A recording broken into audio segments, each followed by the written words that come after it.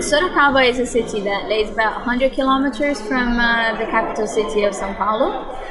We have about 645,000 inhabitants, so it's not quite a very large city, but it's not a small city either.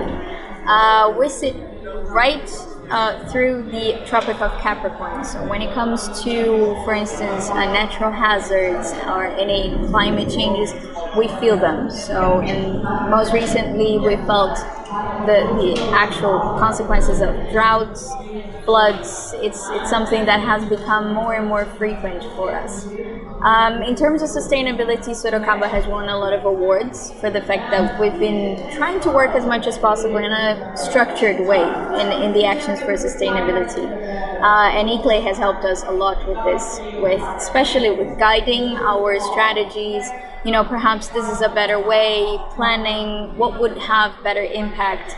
How can climate change or even our emissions, or how do you deal with climate change on a local, regional, and eventually a more global level? So the TAP project has come in a really interesting manner. We were first working through, with eClay specifically, we were working through urban LEDs, and we got to the point that we're about to take actions. We're writing out our action plan. Within that action plan, TAP came in because, well, if we need to take actions, which actions could we choose from this list that will have the largest impact? And we're going through an economical crisis, so when it comes to finding out resources, how to eventually get down to implementing things, it is quite tough in Brazil. So we thought of taking in the 3 specific actions that we already do in a way that they will be integrated and would provide most impact, but at the same time in the short term, because it would be done within this short period of just five years from now.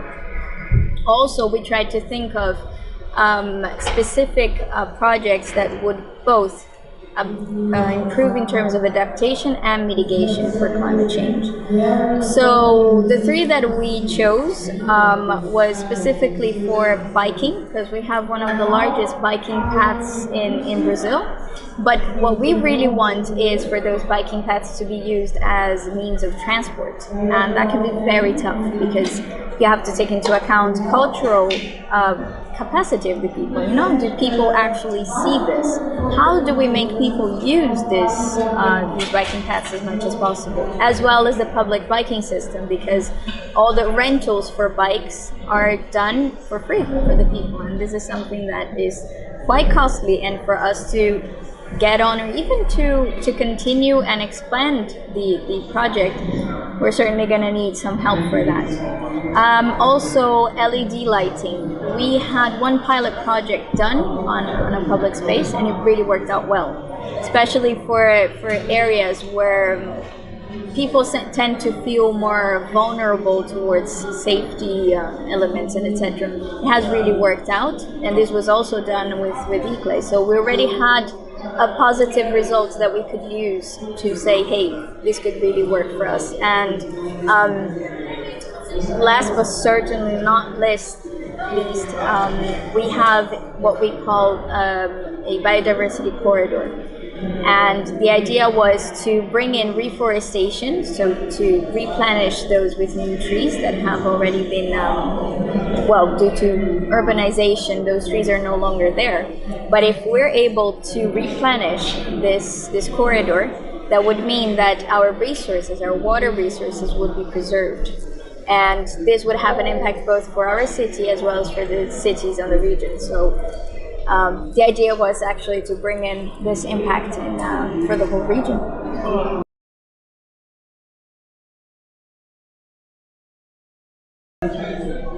One thing that became really clear, especially by being here and seeing how things have been working through it for climate change, actions must be global for them to have the large impact that is necessary, but it will all start locally.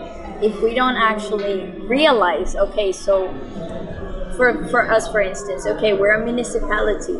but we have our sphere of influence. What can we do within that sphere of influence that we can provide that impact? Which might seem small, but as soon as you start doing things, the impacts start almost spreading out. And we've got to get started somewhere, and certainly us having direct contact with the population, with the citizens, knowing what are the challenges for within climate change for a city. I think there is no better solution than starting small and expanding it.